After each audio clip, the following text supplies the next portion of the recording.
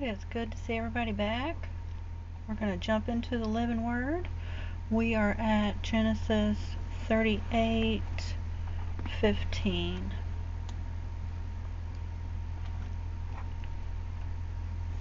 When Judah saw her, he thought she was a temple, a prostitute, for she had covered her face as such women did. He turned to her by the road and said, "Please, come let me lie with you," for he did not know that she was his daughter-in-law. And she said, "What will you give me, that you may lie with me?" He answered, "I will send you a young goat from the flock." And she said, "Will you give me a pledge as a deposit until you send it?" He said, "What pledge shall I give you?" She said, "Your seal, your cord, and the staff that is in your hand." So he gave them to her, and was intimate with her, and she conceived by him. Then she got up and left, and removed her veil, and put on her widow's clothing. When Judah sent the young goat by his friend the Adullamite to get his pledge back from the woman, he was unable to find her. He asked the men of that place, "Where is the temple prostitute who was by the roadside at Enam?" They said, "There was no prostitute here." So he returned to Judah and said, "I cannot find her." Also the local men said, "There was no prostitute around here." Then Judah said, "Let her keep the pledged articles for herself, otherwise we will be a laughingstock searching everywhere for her. After all, I sent this young goat, but you did not find her." About 3 months later, Judah was told, "Tamar, your daughter-in-law, has played the role of a prostitute, and she is with child because of her immorality." So Judah said, "Bring her out and let her be burned to death as punishment." While she was being brought out, she took the things Judah had given her and sent them along with a message to her father-in-law, saying, "I am with child by the man to whom these articles belong." And she added, "Please examine them carefully and see clearly to whom these belong, the seal and the cord and the staff." And Judah recognized the articles and said, "She has been more righteous in this matter than I, because I did not give her my son Shelah as I had promised." And Judah did not have intimate relations with her again. Now when the time came for her to give birth, there were twins in her womb. And when she was in labor, one baby put out his hand, and the midwife took his hand and tied her scarlet thread on it, saying, "This one was born first." But he pulled back his hand, and his brother was born first. And she said, "What a breach you have made for yourself, to be the firstborn." So he was named Perez, breach, break forth. Afterward, his brother, who had the scarlet thread on his hand, was born, and was named Zerah, meaning brightness. Joseph's success in Egypt. Now Joseph had been taken down to Egypt, and Potiphar, an Egyptian officer of the Pharaoh, the captain of the royal guard, brought him from the Ishmaelites who had taken him down there. The Lord was with Joseph, and he, even though a slave, became a successful and prosperous man. And he was in the house of his master, the Egyptian. Now his master saw that the Lord was with him, and that the Lord caused all that he did to prosper succeed in his hand. So Joseph pleased Potiphar and found favor in his sight, and he served him as his personal servant. He made Joseph overseer over his house, and he put all that he owned in Joseph's charge.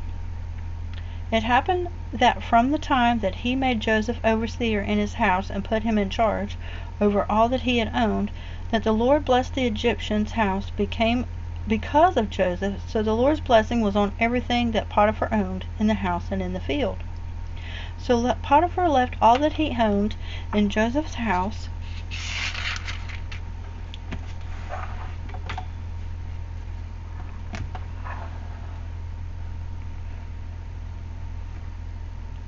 in charge,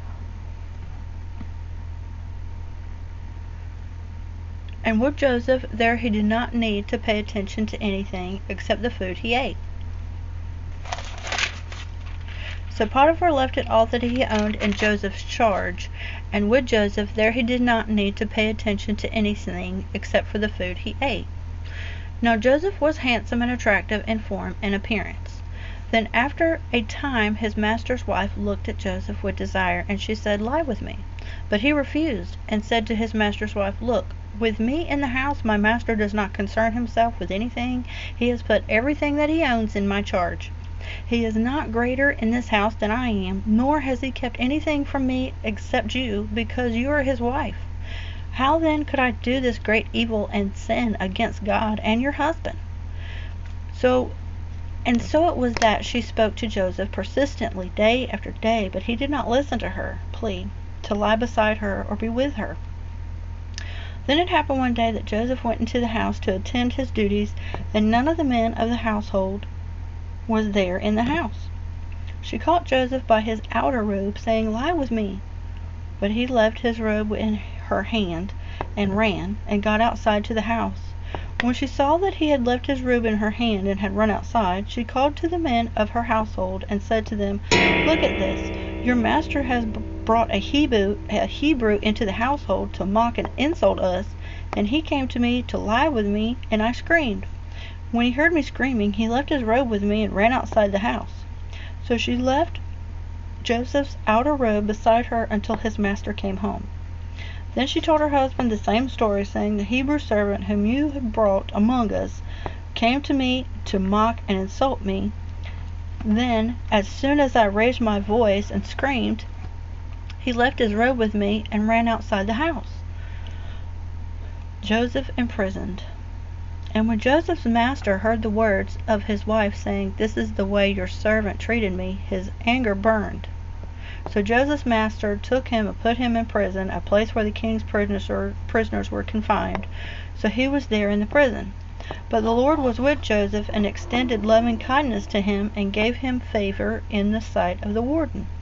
The warden committed to Joseph's management all the prisoners who were there in the prison, so that whatever was done there, he was in charge of it. The warden paid no attention to anything that was in Joseph's care, because the Lord was with him. Whatever Joseph did, the Lord made to prosper. Joseph interprets a dream. Now sometime later, the cupbearer, the butler, and the baker for the king of Egypt offended their lord, Egypt's king. Pharaoh Sesostris II was extremely angry with his two officials, the chief of the cupbearers and the chief of the bakers. He put them in confinement in the house of the captain of the guard, in the same prison where Joseph was confined. The captain of the guard put Joseph in charge of them, and he served them, and they continued to be in custody for some time. Then the cupbearer and the baker of the king of Egypt, who were confined in the prison, both dreamed a dream in the same night, each with his own significant dream, each dream with its personal interpretation. When Joseph came to them in the morning and looked at them, he saw that they were sad and depressed. So he asked Pharaoh's officials who were in confinement with him in his master's house, "Why do you look so downhearted today?" And they said to him, "We have each dreamed distinct dreams, and there is no one to interpret them." So Joseph said to them, "Do not interpretations belong to God? Please tell me your dreams."